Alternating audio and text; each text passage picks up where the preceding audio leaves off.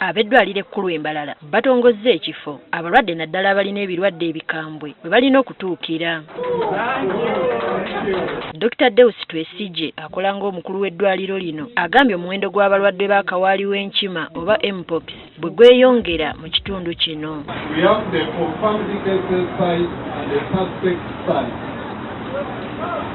As I'm talking now, the suspected side is overflowing of patients who have got mpox. Ekiseera kino ekifo ekikuumirwamu abantu abakwatiddwa endwadde enkambwe bali 42. We are entering the festival season.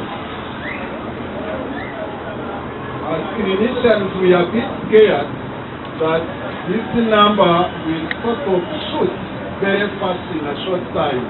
Agamba abasawo abajjanjaba abakwatiddwa ekirwadde kino amabaluwa gaabwe agabakkiriza okukola ziyite contract zigenda kuggwaako nga kati tebamanyi kye bagenda kukola. They are only remaining with 1 week and a half. Come 31st of this month, their contract is expiring. Dr. Alan Muluuta owa Minisitule y'ebyobulamu yategeezezza nga bw'agenda okulaba nga amabaluwa g'abantu bano gazzibwa buggya. It's going to make sure that we find a way of sustaining those people whose contracts are ending at the end of this month.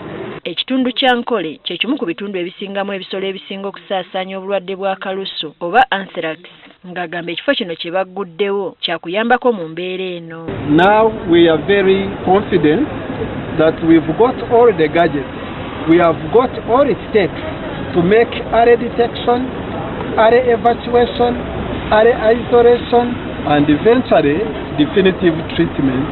We are grateful to the Ministry of Health. Abakulira eddwaliro lino basabiddwa okukozesa obulungi ekifo ekigguddwawo.